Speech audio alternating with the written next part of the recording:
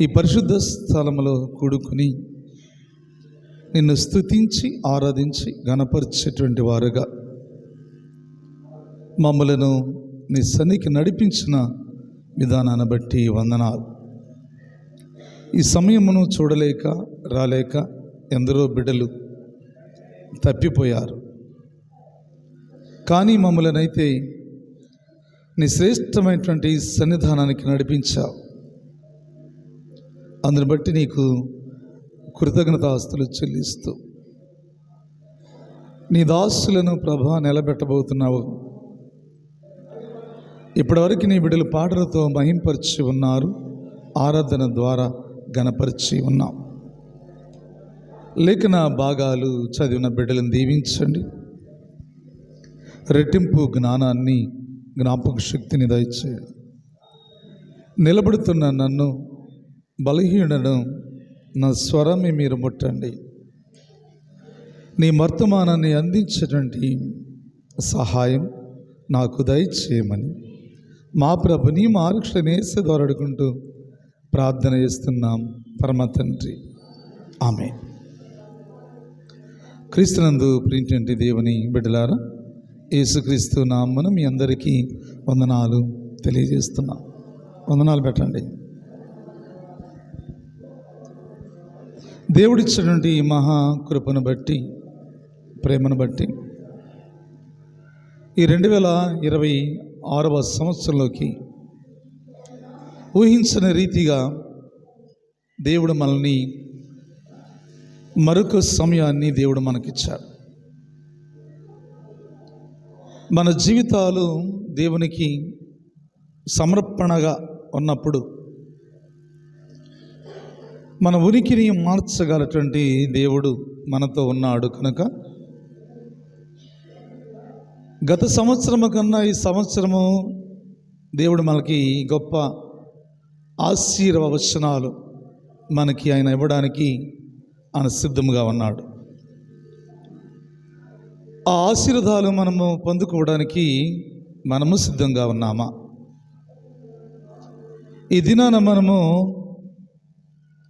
సంతోషకరమైన పండుగలు జరిగించుకున్నాం. మనం క్రీస్తు జయంతి ఉత్సవాలు, సెమీ క్రిస్మస్ సంబరాలు, ప్రతి గృహాన్ని దర్శించి క్రిస్మస్ శుభాలు, అలాగనే నూతన వత్సరపు ఆరాధన, వీడ్కోలు సభ, ప్రభురాత్రి భోజన సంస్కారము, నూతన వాగ్దానాలు, నూతన సంవత్సరపు ఆశీర్వాదాలు, ఇవన్నీ మనము పొందుకున్నాం. మనందరము కూడా దేవుని సన్నిధానంలో సంతోష సమాధానాలతో సునాద గీతాలు పాడుకుంటూ ఆ యోర్దాను నదిని, అనగా ఆ ఎర్ర సముద్రాన్ని దాటి ఇశ్రాయేలు యువతలకి వచ్చిన సంతోషం మనలో ఉంది. అట్టి సంతోషాన్ని మనము జ్ఞాపకం చేసుకుంటూ ఈ క్రిస్మస్లో 2వ ఆదివారంలోనికి మనము వచ్చాం. ఈ 2వ ఆదివారం మన అంశం ఏంటంటే, ఉగ్రతను తప్పించుకోగలవా? నీవు ఉగ్రతను తప్పించుకోగలవా? ఎందుకు దేవుడు మనకి ఉగ్రతను గురించి, ఇప్పటివరకు మనము పండగల సంతోషంలో ఉన్నాం. మరలా ఈ దినము దేవుడు ఉగ్రతను గురించి మాట్లాడబోతున్నాడు. ఇప్పటివరకు మన జీవితాలలో దేవుడు ఆనందాన్ని, సంతోషాన్ని ఇచ్చి మరలా ఏమంటున్నా అంటే, ఇక ఉగ్రత రాబోతున్నది, తప్పించుగలవా అని ఆయన అడుగుతున్నప్పుడు దానికి మనము సమాధానము ఏం చెప్పాలి? ఈ దినాన మనము దేవుడు మానవుని సృజించిన తర్వాత, పుట్టించిన తర్వాత, లోకంలో అన్నిటినీ కూడా స్వాతంత్రమని ఆ సంపాదించుకున్న తర్వాత దేవుడు మనుషులను సృజించాడు. మనకి ఏది అవసరమో, ఏది కావాలో దేవుడికి ముందుగా తెలుసు. కాబట్టి మనము భూలోకానికి రాకముందే మనం తినే ఆహారాన్ని బట్టి, తాగే నీటిని బట్టి, వాతావరణము, మన బలహీనతలన్నిటినీ కూడా ఆయన బేరీజు వేసి మనం పుట్టకముందే మనకి మంచి ఆరోగ్యానికి ఔషధాన్ని కనిపెట్టాడు. మన కడుపు నింపుకోవడానికి ఆహారాన్ని కనిపెట్టాడు. అది ఎలా వండుకోవాలో కూడా ముందుగానే ఆది మానవుల ద్వారా కనిపెట్టాడు. నిప్పును ఎలాగూ రప్పించాలో కూడా ఆయన కనిపెట్టాడు. వీటన్నింటినీ ఏర్పాటు చేసిన తర్వాతే మనల్ని ఏర్పాటు చేశాడు. కాబట్టి ఇప్పుడు దేవుడు మాట్లాడుతున్న మాట ఏంటంటే, వీటన్నిటినీ కూడా మీరు అనుభవించి దేవుని సన్నిధానములో మార్పు చెందకపోతే, మారు మనస్సు కలిగేటువంటి హృదయము మీకు లేకపోతే, ఉగ్రత నుంచి మిమ్మలను ఎవడు తప్పిస్తాడు? దేవుడు మనకి ఉగ్రత రావడానికి ఆయన సిద్ధపడుతున్నాడు. కలిమిలేముల్లో కూడా మొదటిగా ఆయన ఎలాంటి స్థితిలో వచ్చాడంటే, ఒక రక్షకుడుగా, పసిబాలుడుగా ఆయన లోకానికి వచ్చాడు. ఆయన 33.5 సంవత్సరాలు తన నిండు యవ్వన కాలాన్ని మన కొరకు త్యాగం చేసి మరలా తిరిగి వెళ్ళిపోయాడు. అప్పటి వరకు ఆయన సమాధానంతోనే ఉన్నాడు. అప్పటి వరకు దీర్ఘశాంతము కలిగిన వాడై ఉన్నాడు. అప్పటి వరకు పాపము చేసిన ప్రతి మానవుణ్ణి ప్రేమించుకుంటూనే వచ్చాడు. ఎవరిని ఆయన శిక్షించలేదు, ఎవరి హృదయాన్ని ఆయన గాయపరచలేదు, ఎవరి మనస్సును ఆయన మొప్పించలేదు, ఎవరికి సహాయం చేయకుండా ఉండలేదు, ఎవరినీ కోప్పడలేదు. అలాగూ ఉన్నటువంటి సమాధానకర్త అయిన దేవుడు భూమి మీద మనకి సమాధానాన్నిచ్చి ఆయన వెళ్ళిపోయాడు. కానీ మరొక దినము రాబోతున్నది. ఆ దినం మాత్రము ఆయన సమాధానముగా ఈ లోకానికి రావడానికి సిద్ధముగా లేడు. కాబట్టి ఆయన ఉగ్రతను మీరు ఎలాగూ తప్పించుకోగలుగుతారు అనే విషయాన్ని ఈ దినాన దేవుడు మనతో మాట్లాడడానికి సిద్ధంగా ఉన్నాడు. రోమపత్రిక అపొస్తలుడైన పౌలు రోమపత్రిక 3వ అధ్యాయము 19వ వచనాన్ని చదువుకుందాం. ప్రతి నోరు మూయబడినట్లును సర్వలోకము దేవుని శిక్షకు పాత్రలగునట్టును ధర్మశాస్త్రము చెబుతున్న వాటినన్నిటినీ ధర్మశాస్త్రముకు లోబైన వారితో చెప్పుచున్నదని ఎరుగుదము. ఇక్కడ ధర్మశాస్త్రము దేవుని యొక్క మొదటి ఆయన ఆత్మ సంబంధమైనటువంటి దేవుడిగా ఉన్నప్పుడు, స్వరముతో మాట్లాడినప్పుడు ఆయన భూలోకములో ఇశ్రాయేల్ని పరిపాలన చేయడానికి ఒక రాజ్యాంగ చట్టం కావాలి. దాన్ని ఇజ్రాయెల్ యొక్క కాన్స్టిట్యూషన్, పరిపాలన ఎలా జరిపించాలి, ఇశ్రాయేల్ పరిపాలన ఎలాగో వారి పరిపాలన చేస్తే వారు క్రమమైనటువంటి పద్ధతిలో వారు ఉంటారు అనే ఉద్దేశం కలిగి దేవుడు మోషే ద్వారా ఒక ధర్మశాస్త్రాన్ని ఏర్పాటు చేశాడు.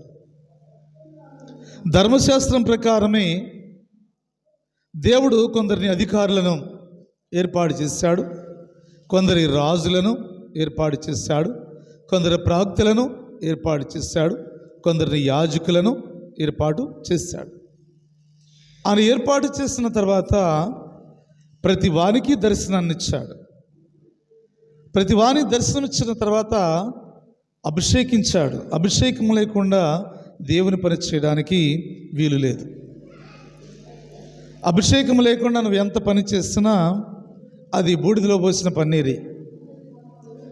దేవుని పని చేశాము అనుకుంటున్నాం, కానీ దేవుని పిలుపు లేకుండా, దేవుని చిత్తము లేకుండా, దేవుని అభిషేకము లేకుండా నువ్వు ఎంత పని చేసినా అది నిరుపయోగమే. నీ ద్వారా నీ కుటుంబానికి ఆశీర్వాదాలు రావు. కాబట్టి దేవుని యొక్క అభిషేకం అనేది చాలా ప్రాముఖ్యమైనది. అందుకే మోషేతో దేవుడు మాట్లాడేటప్పుడు ఒక దర్శనాన్ని ఇచ్చాడు. అది పొగ కదండి, పొద మండుతుంది కానీ అది కాలిపోలేదు. ఈ రెండిటికేంటి సంబంధం? కాలిపోవడానికి మండడానికి ఏమైనా సంబంధం ఉందమ్మా? ఉందా? కాలిపోతే ఏమొచ్చుద్ది? పొగ వచ్చింది. మండుతుంటే ఏమొచ్చుద్ది? పొగ రాదు కదండి. మండుతుంటే పొగ రాదు, కాలిపోతుంటే పొగ వచ్చింది, మండుతుంటే పొగ రాదు. అంటే ప్రతి ఆత్మ మండించబడాలి, ప్రతి ఆత్మ వెలిగించబడాలి, ప్రతి ఆత్మ నశించకుండా ఉండడానికి దేవుడు మోషేకి ఒక పొద దర్శనాన్ని చూపించి ఆయన్ని అభిషేకించి ఆయన నమ్మకముగా దేవుని పని చేయడానికి దేవుడు ఆయన్ని 80 సంవత్సరాల వయస్సులో ఎన్నుకున్నాడు. కాబట్టి అందుకే ఆయన అంటున్నాడంటే, సర్వలోకము దేవుని తీర్పు రాకుండా ఉండడానికి, దేవుని ధర్మశాస్త్రానికి లోబడిన వారుగా మీరు ఉండగలిగితే ఆ తీర్పు అనేది మీ మధ్యకు రాకుండా ఉంటుంది, లేకపోతే ఉగ్రత మీ మధ్యకి రాకుండా ఉంటుంది అని చెప్తున్నాడు. ధర్మశాస్త్రము తీర్పును తీర్చివేయలేదు, ధర్మశాస్త్రము పాపాన్ని కొట్టివేయదు, ధర్మశాస్త్రానికి ఆ శక్తి లేదు. పాపము చూపిస్తుంది ధర్మశాస్త్రం, నువ్వు ఎలా బ్రతకాలో నేర్పుతుంది, ఎలా నడవాలో నేర్పుతుంది, దేవుని సన్నిధిలో ఎలా కూర్చోవాలో నేర్పుతుంది, దేవుని సన్నిధిలో ఎలా ఉండాలో జాగ్రత్త అని చెబుతుంది. కానీ నీకు రక్షణ అనేది మాత్రం ధర్మశాస్త్రం ఇవ్వదు. ఈ రక్షణ ధర్మశాస్త్రము ఇవ్వదు. కానీ ధర్మశాస్త్రం ఏం చెప్తుందంటే, నీవు పాపము చేస్తున్నావు జాగ్రత్త అని చెప్పింది.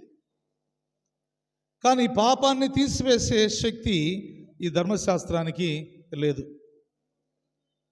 పాపము తీసేటువంటి శక్తి ఈ ధర్మశాస్త్రంలో ఎవరిని గురించి అయితే వ్రాయబడి ఉన్నావో ఆ మాటల వ్యక్తి ఈ లోకానికి శరీరధారిగా రాబోతున్నాడు. కాబట్టి ఆయన ద్వారా పాప క్షమాపణ జరుగుతుంది, ఆయన ద్వారే రక్షణ కలుగుతున్నది, ఆయన ద్వారే నిత్యరాజ్యానికి మార్గాన్ని చూపించగల సమర్థుడుగా ఈ లోకానికి శరీరాన్ని ధరించుకున్న ఆత్మస్వరూపైన దేవుడు భూలోకానికి రాబోతున్నాడు అని చెప్పడానికి యెషయా ప్రవక్త ఈ గ్రంథంలోని లిఖితపూర్వకంగా ఆయన రాశాడు.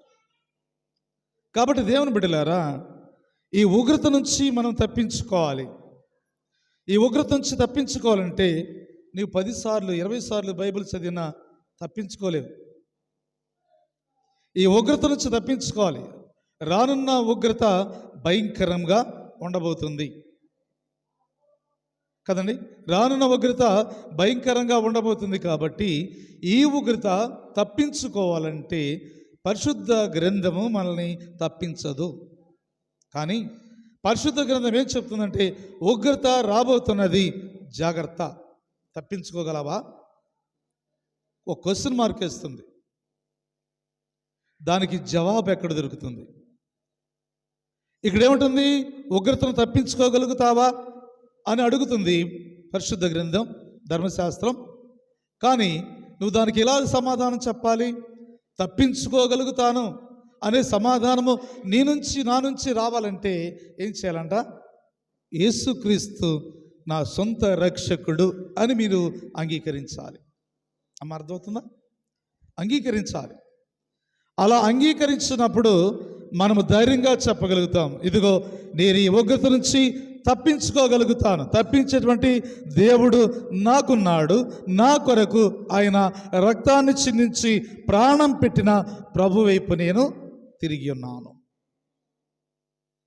కాబట్టి దేవుని బిడ్డలారా, అందుకే అక్కడ మాట్లాడుతున్న మాట రోమపత్రిక 3:9 వచనంతో మాట్లాడుతున్నాడు. అలాగైనా ఏమందును, మేము వారికంటే శ్రేష్ఠులమా తక్కువారమా? ఎంత మాత్రము కాము. యూదులేమి గ్రీకు జస్తులేమి అందరూ పాపములకు లోనై ఉన్నారనియు ఇంతకు ముందే దోషారోపణ చేసి ఉన్నాము కదండి. మేమేమైనా దేనికి తక్కువ? చాలామంది యూదులు ఏమనుకుంటున్నారంటే మాలో అసలు పాపమే లేదు అని చెప్పారు.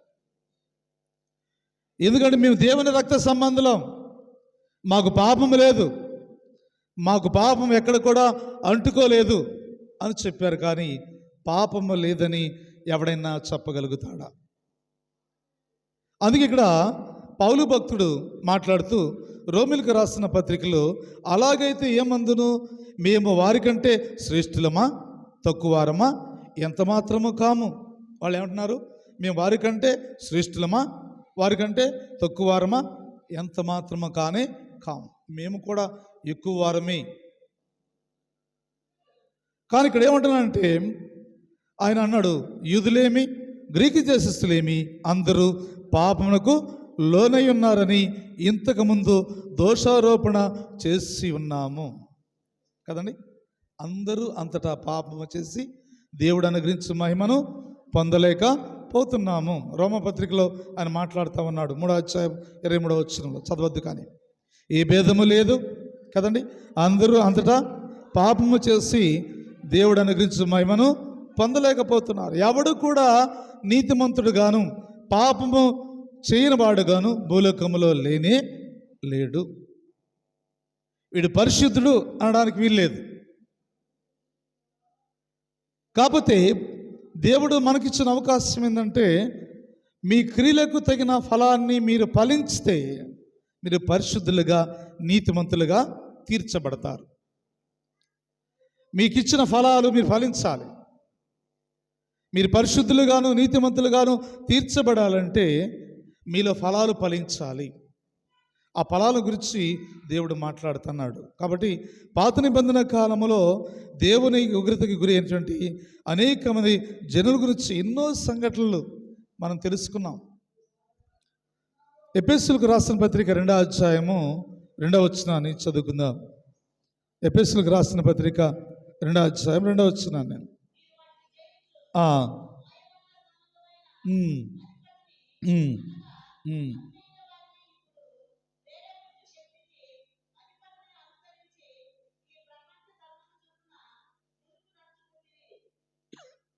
అమ్మా, ఎఫెసీయులకు రాసిన పత్రిక 2వ అధ్యాయం 2, 3 వచనాలు చదువు.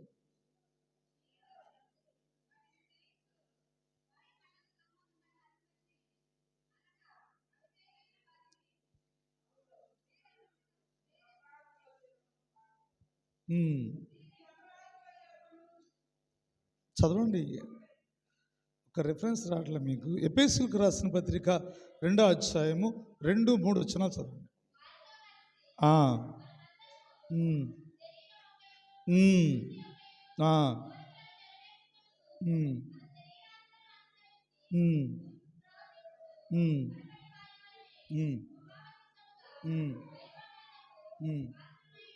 చాలు. ఏం చెప్తున్నాడు ఇక్కడ?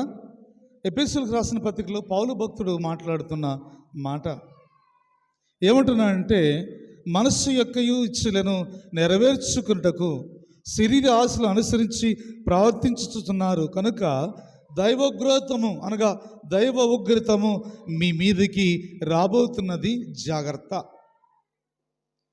మీరు వాటికి పాత్రులుగా ఉండవద్దు. దైవ ఉగ్రతకి మీరు పాత్రులవుతారు, జాగ్రత్త. కనుక మీరు అలాంటి పాత్రలుగా మీరు ఉండవద్దు. శరీర ఆశల కొరకు మీరు ఎదురు చూడవద్దు. శరీర ఆశలను చంపివేయండి. శరీర ఆశలను చంపివేస్తేనే మీరు దేవునికి విధేయులై ఉంటారు తప్ప అప్పటి వరకు నీవు ఆ దేవులుగానే ఉంటారు. ధర్మశాస్త్ర సంబంధమైనటువంటి సంగతులు మీకు బోధించి ఉన్నాను, కానీ ధర్మశాస్త్రము పాపాన్ని తీసివేయదు. ధర్మశాస్త్రము పాపాన్ని తెలియపరుస్తున్నది. పాపం చేస్తున్నావు, జాగ్రత్త అని డెడ్ లైన్ పెడుతుంది. జాగ్రత్త, ప్రమాదం ఉంది, జాగ్రత్త. మన వాహనాల మీద వెళ్ళేటప్పుడు, మలుపులు తిరిగేటప్పుడు, ఇది ప్రమాదమైన స్థలము, జాగ్రత్త, నెమ్మదిగా ప్రయాణము చేయండి అని చెప్తుంది. దేవుని ఉగ్రతలో కూడా, దేవుని రాకడలో కూడా ధర్మశాస్త్రం చెప్తున్న మాట అదే. ఏమని మాట చెప్తుందంటే, మీరు జాగ్రత్త, ఇదిగో ధర్మశాస్త్రము పాపము చెప్తుంది, జాగ్రత్త, దానికి లోబడకుండా కాపాడుకోండి. పాపాన్ని తీసివేయి సమర్థుడు నీ హృదయములో ఉదయించడానికి ఆయన సిద్ధముగా ఉన్నాడు అని చెప్తున్నాడు. మొదటిగా సర్వలోకానికి శిక్ష రాబోతున్నది అని అపొస్తలుడైన పౌలు రోమీయులకు రాసిన పత్రికలో తెలియపరిచాడు. రెండవదిగా సువార్త పాఠ్య భాగంలోకి వెళ్ళినప్పుడు ఉగ్రత తప్పించుకోవాలంటే ఏం చేయాలి? ఒకసారి మత్తయి సువార్తలోకి మనం వెళ్ళినప్పుడు ఆయన మాట్లాడుతూ ఉంటాడు. మత్తయి సువార్త 3వ అధ్యాయము, మత్తయి సువార్త 3వ అధ్యాయము 6వ వచనం చదువుకుందాం. తమ పాపములో ఒప్పుకొనుచు యోర్దాను నదిలో అతని చేత బాప్తిసం పొందుచు ఉండిరి. అతడు పరిచయులను సద్దుకయ్యులను అనేకులను బాప్తిసమిచ్చుట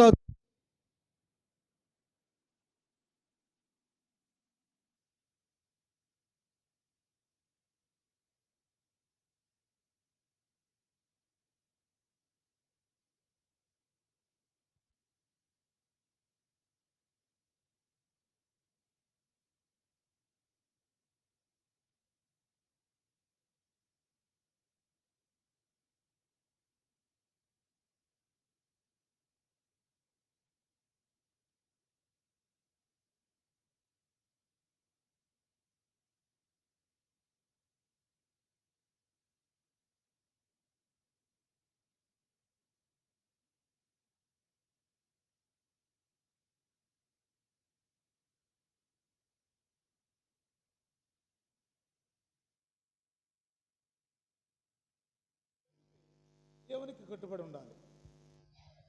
దేవునికి కట్టుబడి ఖచ్చితంగా ఉండాలి. మనవాళ్ళు అంటే తొందరపాటు ఎక్కువ, ఉగ్రత ఎక్కువ. అప్పటికప్పుడే బాప్తిసం పొందుతాం, కానీ దాని క్రియలు ఫలితము చాలా ఘోరంగా ఉంటాయి. బాప్తిసం పొందామంటే దేవునితో సహవాసం కావాలి, లోకంలో నుంచి నువ్వు విడిపోవాలి కదండి. లోకము నుంచి నువ్వు విడిపోవాలి. ఒక భార్య ఒక భర్తని తల్లిదండ్రుల నుండి విడగొడటం చాలా సులభం, అవునా కాదా? అవునా కాదా చెప్పండి. ఖచ్చితంగా విడగొట్టేసింది. ఎంత మంచి తల్లినైనా, ఎంత మంచి కొడుకునైనా ఒక భార్య తన మాట భర్త వినకపోతే 10 నిమిషాల్లో విడగొట్టేసింది కదండి. కానీ ఇక్కడ దేవుని యొక్క వాక్యం చెప్తున్న మాట ఏంటంటే, మీరు బాప్తిసం పొందిన తర్వాత లోకములో నుంచి మీరు వేరు చేయబడ్డాలి, దేవుల్లో ఉండాలి, లోకాన్ని వేరుగా చూడాలి, దేవునితో సహవాసము కలిగి ఉండాలి. ఇది బాప్తిసం అనగా ఒకసారి చనిపోయి మరలా తిరిగి బ్రతికావు, తిరిగి సజీవుడిగా ఉన్నావు. ఈ వరము దేవుడిచ్చింది కనుక ఈ వరాన్ని పొందుకున్న నీవు లోకములో ఉంటావా, దేవుల్లో ఉంటావా? దేవుల్లోనే ఉండాలి. దేవుల్లో ఉండకుండా లోకములో ఉంటే నీకు ఎలాంటి ఉగ్రత రాబోతున్నదో దేవుడే చెప్తున్నాడు. ఇప్పుడు కాదు, చివరి దినాలలో నీకు ఎలాంటి ఉగ్రత రాబోతున్నదో నువ్వు ఒక్కసారి నీ మనస్సును నెమరు వేసుకుంటే నీకు అప్పుడు తెలిసింది. అందుకే బాప్తిసం అనేది మనము చాలా జాగ్రత్తగా తీసుకోవాలి. క్రైస్తవులకి బాప్తిసం ఎలాంటిదంటే ఒక మార్గం, దేవుళ్ళకి నడిచేటువంటి మార్గం. ఆ మార్గమే సరిగా లేకపోతే ఆ మార్గంలో ఉన్న ముళ్ళన్నీ కూడా తీసేయాలి. గచ్చ పదులను కదండి, ఆ ముళ్ళ పదులను, రాళ్లను అన్నిటినీ కూడా ఏరివేసి మంచి మార్గం గుండా మనం ప్రయాణం చేస్తే ఆ మార్గం ఎక్కడి దాకా వెళుతుందంట? నీవు ఇప్పుడు దేవుడిచ్చిన మార్గం గుండా నీ ప్రయాణం చేస్తే ఆయన చెప్తున్న మార్గం, నేనే మార్గమును సత్యమును జీవమును, నా ద్వారా వస్తావు అక్కడికి. ఇక్కడ వేసే మార్గము అక్కడికి వెళుతుంది, పరలోక రాజ్యానికి వెళుతుంది. పరలోక రాజ్యానికి వెళ్ళాలంటే లోకము నుంచి నీవు నేను వేరు చేయబడాలి. అది బాప్తిసం. కాబట్టి దేవుని బిడ్డలారా, అందుకే చాలామంది ఉగ్రతను తప్పించుకోలేకపోతున్నారు. అయ్యో మేము బాప్తిసం పొందాం, ఎందుకు ఇంత బాధ వస్తుంది, ఎందుకు ఇంత వేదన వస్తుంది, కుటుంబానికి ఎందుకు ఈ రీతిగా బలహీనతలు వస్తున్నాయి అంటే నీలో చాలా లోపాలు ఉన్నాయి. ఆ లోపాలని సరిచేసుకుండా బాప్తిసం పొందితే ఎంత ఉగ్రత రాబోతున్నదో నీకు తెలియదు. పైకి మేడిపండులా కనిపిస్తాం మనం, లోపలన్నీ పురుగులే ఉంటాయి. అలాంటి స్థితి రాకుండా ఉండడానికి దేవుడు ప్రవక్తల ద్వారా, యాజకుల ద్వారా, కాపర్ల ద్వారా మీ హృదయాలకి హెచ్చరిక చేస్తున్నాడు. ఆ హెచ్చరికకి మీరు భయపడాలి. అందుకే ఇక్కడ చక్కని మాట అన్నాడు, పరిచయులు సద్దుకాయలు బాప్తిస్మం పొందితే చాలులే, ఉగ్రతను తప్పించుకోవచ్చు అని అనుకుంటున్నారు. చాలామంది కూడా రొట్టె ద్రాక్ష రసము సిద్ధపాటు లేకుండా తీసుకుంటారు. ఇవాళ నెల కదా, మొదటి వారం కదా, నేను బాప్తిస్మం సంస్కారం తీసుకోవాలి గట్టిగా అనుకుని వస్తారే కదా. నాయన, నీవిచ్చేటువంటి నీ శరీరము, నీ రక్తము నా హృదయములో అది మిళితమైన తర్వాత నేను లోకము నుంచి, పాపం నుంచి వేరు చేయబడి నన్ను నేను శుద్ధినిగా, పరిశుద్ధినిగా చేసుకుని నా కుటుంబాన్ని పవిత్రపరచుకునే అవకాశాన్ని కలిగించని ఎవడైనా ప్రార్థన చేస్తాడా? వస్తారు, చేయి జాపుతారు, వస్తారు, చేయి జాపుతారు. అది కూడా ఒక హ్యాండే జాపుతున్నారు కదండి. ఒక హ్యాండ్ ఎప్పుడు కూడా సాపకూడదు. ఎందుకంటే అది పవిత్రమైన శరీరాన్ని మనం తినేటప్పుడు రెండు చేతులను కదండి, రెండు చేతులతో అదేం చేయాలి, మనస్పూర్వకంగా. అది పరిశుద్ధమైనది దేవుని శరీరం. పరిశుద్ధమైన దేవుని శరీరాన్ని మనం కళ్ళకొద్దుకుని ఏం చేస్తాం? అన్నం కింద పడితేనే దాన్ని ఏం చేస్తాం? దాన్ని తీసుకుని కళ్ళకొద్దుకుని తింటాం.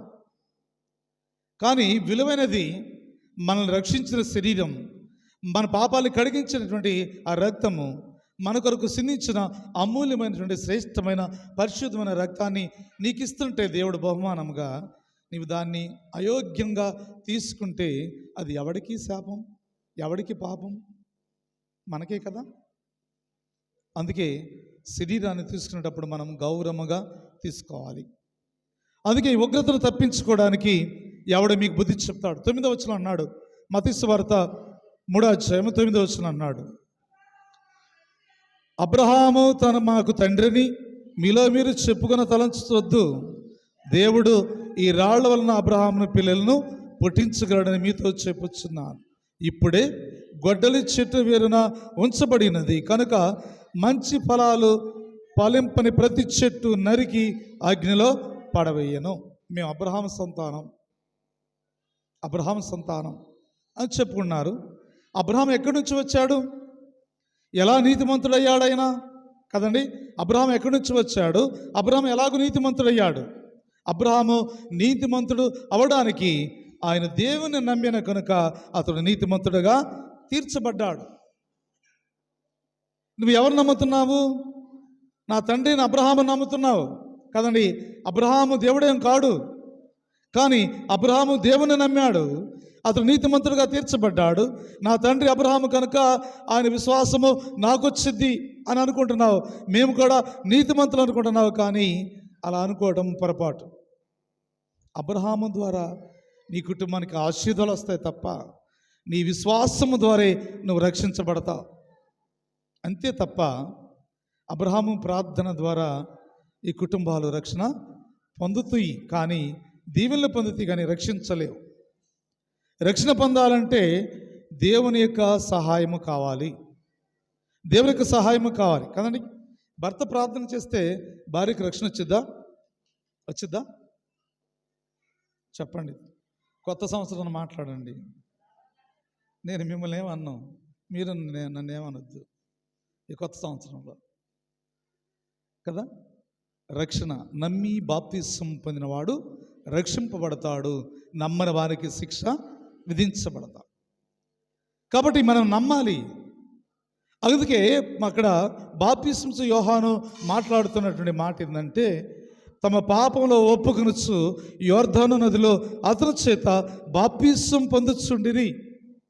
పాపాలని ఒప్పుకోకుండా సద్దుకాయలు, పరిచయులు వీళ్ళందరూ బాప్తిస్మం పొందడానికి వచ్చి మేము అబ్రహాము సంతానం అని చెప్తున్నారు. అబ్రహాము సంతానం అయితే ఏమైనా కొమ్మలు వచ్చినాయి అంటే కదండి.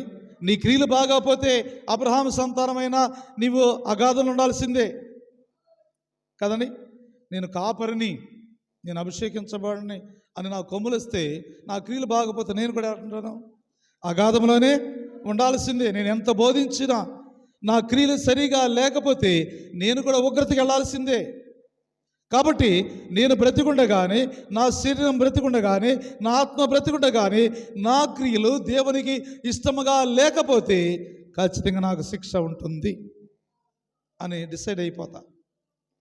కాబట్టి దేవుని బిడ్డలారా, అందుకే మేము అబ్రహాము సంతతి వారము అంటుంటే బాప్తిస్మ యోహాను అన్నాడు ఇప్పుడే కదండి. గొడ్డలు ఎక్కడుందంట? చెట్టు వేరున నాటబడి ఉన్నది. మంచి ఫలాలు ఫలిస్తే అది నరకదు, మంచి ఫలాలు ఫలించకపోతే అది నరికి అగ్నిలో పడవేస్తున్నది. మీ విశ్వాసాన్ని బట్టి మీలో మంచి ఫలాలు ఉండాలి. ఫలాలంటే ఏంటి? ఫలాలంటే ఏందండి? ఏం ఫలాలు కావాలి మనకి? ప్రేమ కదండి. ప్రేమ, దేవుడిచ్చినటువంటి ప్రేమ. దేవుడిచ్చినటువంటి ప్రేమ ఎంతది కదండి, ఎంత గొప్పదంటే మనుషులు మించినటువంటి ప్రేమ. పొద్దున ఒక మాట పాస్టర్ గారు నవ్వుతా ఉంది. నా కూతురు నిన్ను ప్రేమిస్తుంది, నన్ను ప్రేమిస్తుంది అంటే, నీ టైం అయితే నిన్ను ప్రేమించింది, నా టైం అయితే నన్ను ప్రేమించింది, అలాంటి కూతురు దొరికింది అనుకో కదండి. ప్రేమ మనుషుల కన్నా గొప్పది దేవుని ప్రేమ. మనుషుల ప్రేమ మనుషులను బట్టి ప్రేమించింది, కానీ దేవుడు అగాధములో పడిపోయినటువంటి నిన్ను కూడా ప్రేమించి పైకి లేపగల సమర్థుడు. కాబట్టి దేవుని బిడ్డలారా, దేవుని యొక్క వాక్యాన్ని వింటున్న మన మత్తయి సువార్త 7వ అధ్యాయము 15-16 వచనాలు చదువుకుందాం. మత్తయి సువార్త 7వ అధ్యాయము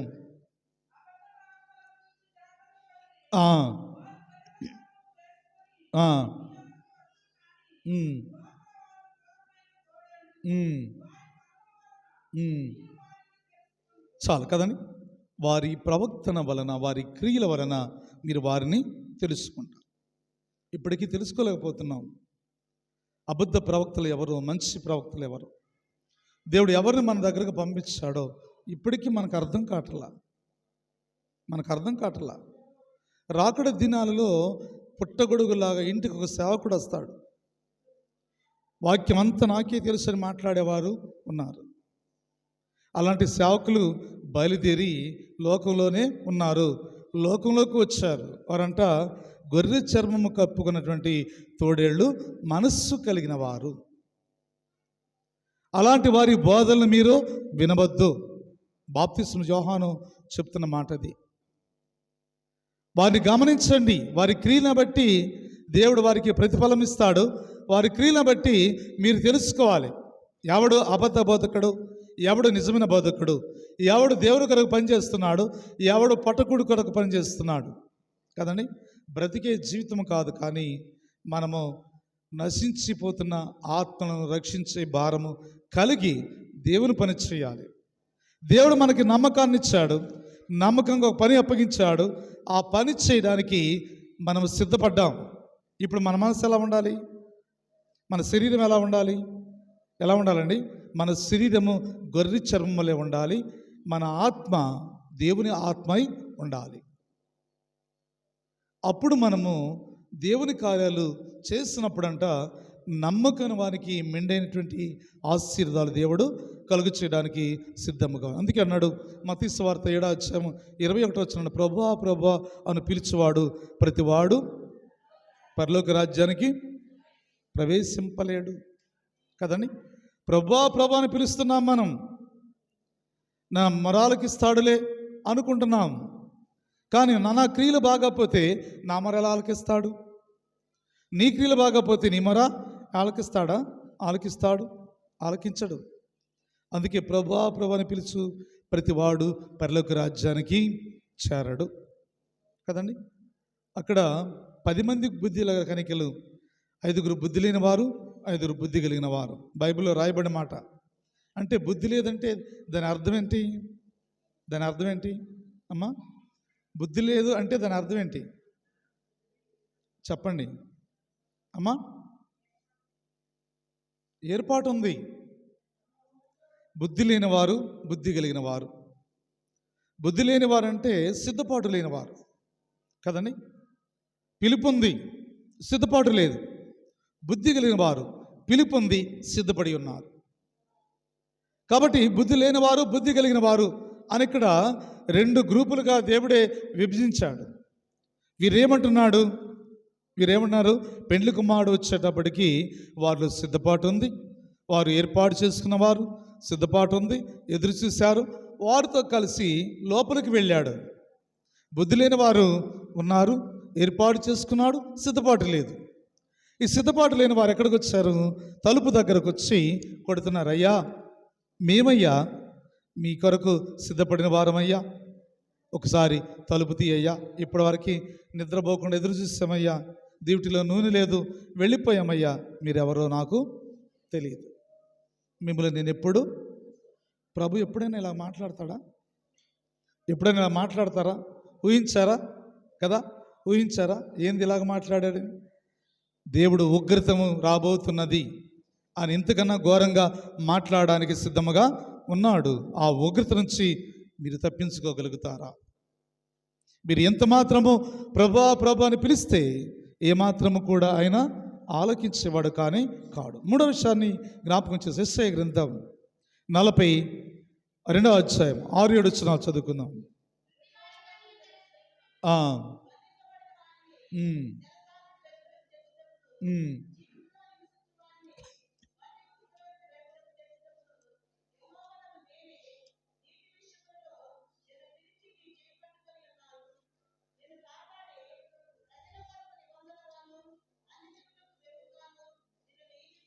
చాలు చాలు. ఇక్కడ 42వ వచనంలో ఆయన మాట్లాడుతున్న మాట, ఉగ్రత తప్పించుకున్నటకే యేసుక్రీస్తు ప్రభువారు ఈ లోకానికి వచ్చాడు. ప్రవక్త యెషయా ఒక ప్రవచనాన్ని ప్రవచించాడు.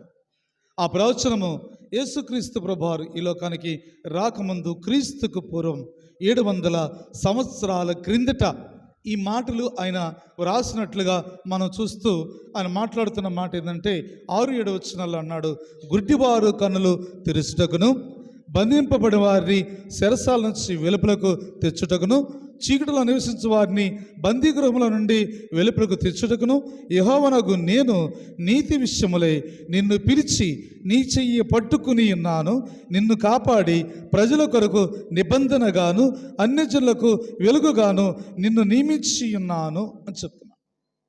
ఎవరి కొరకు ఈ మాటలు రాయబడ్డాయి కదండి? దేవుడు తన కుమారుని ఈ లోకానికి పంపిస్తున్నాడు.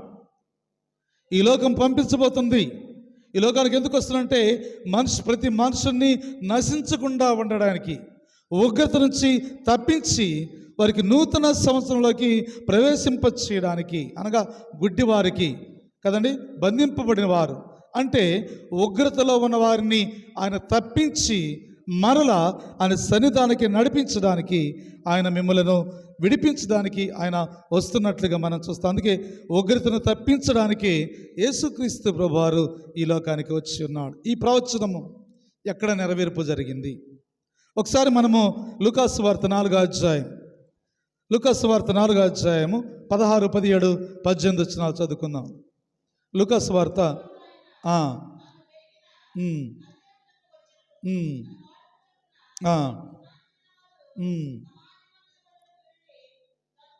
చదువుటకై నిలిచి ఉండగా ప్రవక్త యెషయా గ్రంథం అతని చేతికి ఇయ్యబడెను. ఆయన గ్రంథము విప్పగా ప్రభు ఆత్మ నా మీద ఉన్నది, బీదలకు సువార్త ప్రకటించుటకును ఆయన నన్ను అభిషేకించాను, శిరస్సుల వారికి విడుదలను, గుడ్డివారికి చూపును ప్రకటించుటకు, నలిగిన వారిని ఇడిపించుటకును, ప్రభు హితవత్సరము ప్రకటించుటకు ఆయన నన్ను పంపి ఉన్నాడు. ఎవరి కొరకు పంపించాడంట? ఉగ్రత నుంచి మనుషులను తప్పించడానికి, అగాధములో ఉన్న మనుషులను తప్పించడానికి, చీకటిలో ఉన్న మనుషులను తప్పించడానికి, పాపములో ఉన్న మనుషులను తీసుకొచ్చి పరిశుద్ధమైన పర్వతం మీదకి ఎక్కించడానికి ఆయన మీ కొరకు నా కొరకు ఆయన పసిబాలుడికి ఈ లోకానికి వచ్చినట్లుగా మనం చూస్తా ఉన్నాం. అందుకే ఈ ఉగ్రత నుంచి నువ్వు తప్పించుకోగలుగుతావా? తప్పించుకోవాలంటే ఏం చేయాలి కదని? నీవు మారు మనసుకు తగిన ఫలాలు ఫలించాలి. రెండోది బాప్తిసం పొందాలి. మూడోది యేసు క్రీస్తు నా సొంత రక్షకుడు అని నీవు హృదయమందు విశ్వసించాలి, నీ నోటితో ఒప్పుకోవాలి. అప్పుడు కానీ నువ్వు రక్షించబడతావు.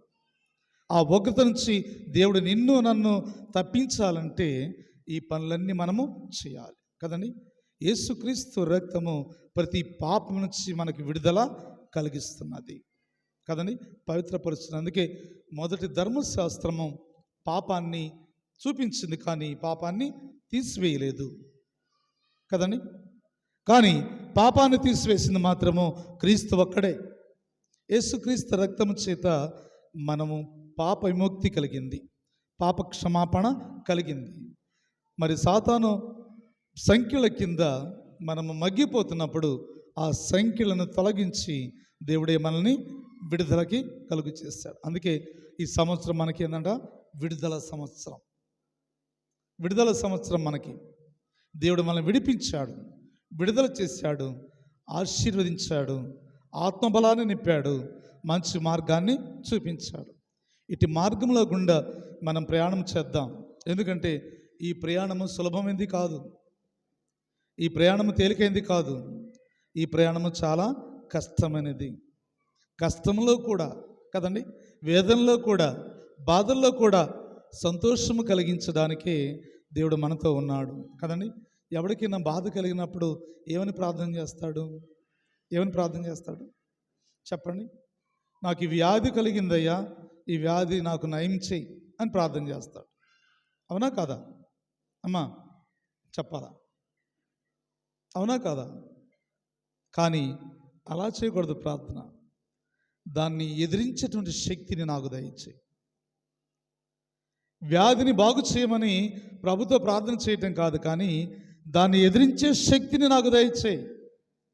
నేను కృంగిపోకుండా, బలహీనుడు కాకుండా. ఒక బలహీనత వచ్చినప్పుడు మనం కృంగిపోతాం కదండి. బీపీ వచ్చిందనుకో, ఫస్ట్లో మనం చాలా భయపడతాం, కృంగిపోతాం, అమ్మో అనుకుంటాం. షుగర్ వచ్చినప్పుడు కూడా భయపడతాం, బాబు ఏంది 300 ఉందా, 400 ఉందా, ఇది ఎప్పుడు తగ్గిద్దో అనుకుంటాం. క్రమంగా అది మనకు అలవాటైపోయింది కదండి. అది 300 కాదు, 400 ఉండా అది మనల్ని ఏం చేయదు. ఎందుకంటే దాన్ని ఎదిరించే శక్తి మన హృదయంలో కలిగినప్పుడు అది మనల్ని ఏం చేయదు. అందుకే దేవుని దృష్టిలో మనం ఎలా ఉన్నామంటే, ప్రార్థన చేయాలంటే నాకు వ్యాధి కలిగినది, ఆ వ్యాధిని బాగు చేయటం కాదు, ఎదిరించే శక్తిని నాకు దయచేయి అని ప్రార్థన చేస్తే చాలు.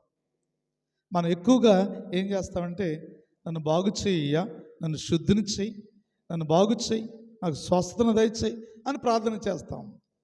స్వస్థత ఎప్పుడు నీకు వచ్చిందండి? నీలో ధైర్యం ఉన్నప్పుడే వచ్చింది. నీలో ధైర్యం కావాలి. నాకు ఈ వ్యాధి వచ్చింది, ఈ వ్యాధిని భరించే శక్తిని దయచేయి, ఈ వ్యాధిని ఎదిరించే శక్తిని దయచేయి. ఎదిరింపు ఎక్కడి నుంచి వచ్చింది? నీ మనసులో వచ్చింది. నీ మనసు భయపడితే ఆ వ్యాధి నిన్ను కృంగతీస్తుంది. నువ్వు ధైర్యంగా ఉంటే ఆ వ్యాధి నిన్ను దూరంగా తీసివేసుకునేది. ఆటోమేటిక్ అదే నీ అంతటికి నీకే వెళ్ళిపోతూ ఉండింది. అలాంటి శక్తి దేవుడు ఇవ్వాలని మనం కోరుకో. అందుకే ఉగ్రత నుంచి నువ్వు తప్పించుకోగలుగుతావా? నీవు నేను తప్పించుకోవాలంటే, రానున్న ఉగ్రతల నుంచి తప్పించుకోవాలంటే నమ్మి బాప్తీసము పొందాలి. మొదట్లో చెప్పాను, తొందరపడి బాప్తీసం తీసుకోవద్దంటే తీసుకోకుండా ఉండగాకండి. నమ్మండి, నమ్మాలి, బాప్తీసం పొందాలి. ముసలిదాని అయిన తర్వాత, ముసలివాడైన తర్వాత దేవునికి ఏమాత్రం పనికిరావు. యవ్వన కాలమందే దేవుని కాడేమిట నరుడికి చాలా మేలు. యవ్వనస్తులుగా ఉండగానే దేవుని పని చేయాలి. కాడంతా ఇరిగిపోయిన తర్వాత, మూలన పడ్డ తర్వాత ఇప్పుడు వచ్చి నీ పని చేస్తానయ్యా అంటే ఆయనకు అంత ఇష్టమా? కదా. తిరిగినంతసేపు తిరిగావు, ఇప్పుడు వచ్చి నేను నీ పని చేస్తాను, ఆమేనయ్యా, స్తోత్రమయ్యా అంటే 2 చేతులు పైకెత్తే దేవుడు నీ ప్రార్థన ఆలకిస్తాడా? ఆలకించనే ఆలకించడు. నీవు నేను కూడా దేవుని ఉగ్రత నుంచి మనం తప్పించుకుందాం, సిద్ధపాటు కలిగి ఉందాం. అలా చేయడానికి పరిశుద్ధాత్మ దేవుడు సహాయం చేసి నడిపింపచేయునుగాక. సమస్త జ్ఞానం ఇచ్చిన దేవుని సమాధానం యేసుక్రీస్తు వలన మీ హృదయములకు, మీ తలంపులకు కావలి ఉండునుగాక.